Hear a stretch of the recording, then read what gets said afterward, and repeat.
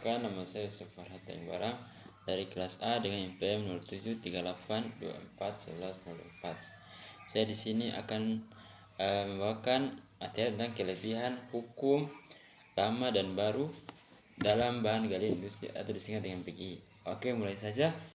Pengertian PGI sendiri adalah mineral dan bahan selain logam dan energi seperti batu bara, minyak bumi yang digali untuk keperluan industri dan konstruksi, contohnya pasir, kerikil, batu kapur, kaolin, bentrolit, gipsum dan talc yang banyak digunakan untuk bahan bangunan, keramik, kosmetik, dan produk rumah tangga lainnya karena mudah dipasarkan lokal dan modal pengolahannya relatif kecil. Peraturan lama mengenai galian industri sangat erat kaitannya dengan pasal nomor 27 tahun 1980 tentang pengolahan bahan-bahan galian yang membagi galian menjadi golongan A strategi, B vital, dan C tidak termasuk A dan B, di mana sebagian besar bahan galian industri masuk dalam golongan C seperti batu pasir, kaolin, gipsum, dan lain-lain. Kelemahan dari peraturan lama mengenai bahan galian industri yang sebenarnya dikenal sebagai bahan galian golongan C di bawah Undang-Undang Nomor 11 Tahun 1967 terutama terletak pada aspek penggolongan, dan penegakan hukum. Berikut adalah beberapa kelemahan spesifik dari peraturan lama tersebut.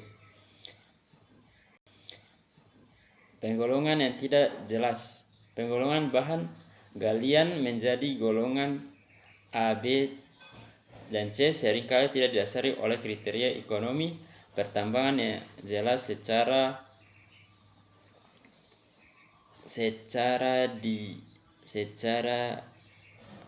ilmiah, tetapi lebih berdasarkan pertimbangan politis dan strategis pada masanya.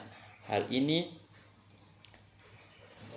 menyebabkan beberapa bahan galian industri memiliki perlakuan hukum yang tidak seragam. Kedua adalah perizinan yang tumpang tindih. Di bawah peraturan lama, khususnya sebelum Undang-Undang Nomor 4 Tahun 2009, wewenang perizinan untuk bahan galian industri sering tumpang tindih antara pemerintah pusat dan daerah yang menyebabkan ketidakpastian hukum dan birokrasi yang rumit bagi investor. Pengawasan dan konservasi yang lemah, kurangnya penekanan pada aspek konservasi bahan galian dalam studi kelayakan dan pengawasan yang tidak intensif menyebabkan pemborosan bahan galian dan perusakan lingkungan. Oke, baik, di sini saya akan menjelaskan peraturan lama kelebihan. Peraturan lama mengenai bahan galian industri sebelum diaturnya UU Nomor 4 Tahun 2009 tentang minerba, terutama pada UU Nomor 11 Tahun 1967 dan Peraturan Pemerintah Nomor 27 Tahun 1980 memiliki beberapa kelebihan yang terutama berkaitan dengan fleksibilitas regulasi dan pendelegasian kewenangan kepada daerah. Oke, karena kita sudah membahas peraturan lama, mari kita bahas tentang peraturan baru. Peraturan utama yang mengatur bahan galian di Indonesia adalah Undang-Undang Nomor 3 Tahun 2020 tentang perubahan atas UU Nomor 4 Tahun 2009 tentang pertambangan mineral dan batubara yang disingkat dengan Minerba, dan perubahan terbarunya UU Nomor 2 Tahun 2025. Kelemahan dari peraturan baru. Kelemahan peraturan baru bahan galian industri khususnya yang terkait dengan UU Nomor 3 Tahun 2020 tentang perubahan UU Minerba yang sering disorot mencakup aspek lingkungan, sosial, dan tata kelola perizinan dijelaskan sebagai berikut. Kelemahannya adalah sentralisasi izin dan pengawasan. Kewenangan perizinan yang kini ditarik ke pemerintah menghilangkan peran pemerintah daerah dalam pembinaan, pengawasan, dan penyelesaian konflik di tingkat lokal. Hal ini mempersulit pengawasan lapangan yang relatif dan respon cepat terhadap masalah di daerah. Oke, kedua, kriminalisasi masyarakat lokal. Ada risiko kriminalisasi terhadap masyarakat atau pemerintah daerah yang menolak aktivitas pertambangan. Pasal 162 UU Minerba yang baru memungkinkan perusahaan menuntut pidana pihak yang dianggap mengganggu kegiatan usaha pertambangan sehingga melemahkan posisi tawar masyarakat adat dan lokal dalam mempertahankan ruang hidupnya. 3 adalah potensi kerusakan lingkungan yang lebih besar. Peraturan ini dikritik karena terkesan memanjakan pengusaha yang mempermudah operasional dan kurangnya jaminan tanggung jawab perbaikan lahan bekas tambang yang efektif berpotensi meningkatkan kerusakan lingkungan seperti erosi, pencemaran air, dan hilangnya keanekaragaman hayati. Baik, kelebihan dari peraturan baru. Kelebihan dari peraturan baru bahan galian industri khususnya terkait dengan UU nomor 3 tahun 2020 tentang perubahan UU Minerba yang sering disorot mencakup aspek lingkungan, sosial, dan tata kelola yang dijelaskan sebagai berikut.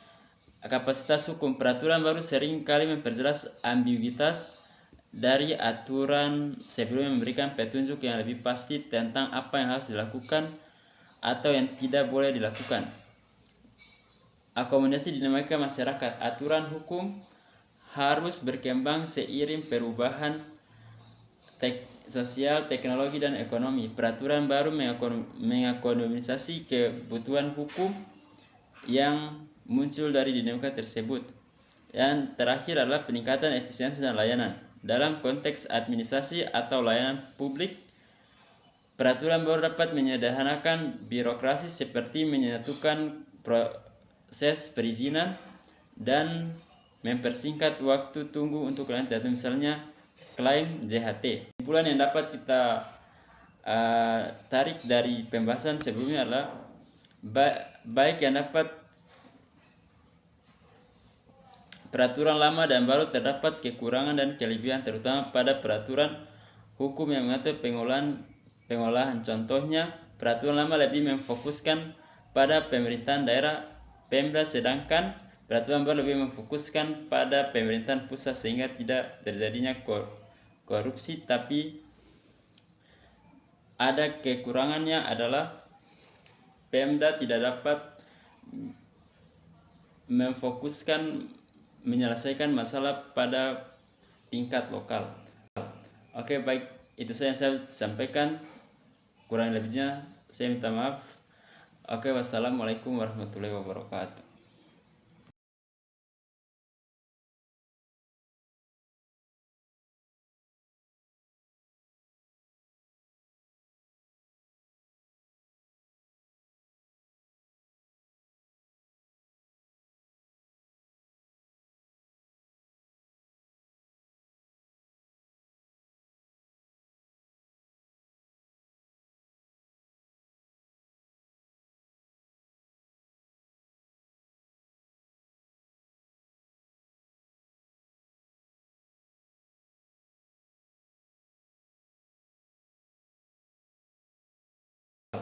Oke, baik, itu saja yang saya sampaikan. Kurang lebihnya saya minta maaf. Oke, wassalamualaikum warahmatullahi wabarakatuh.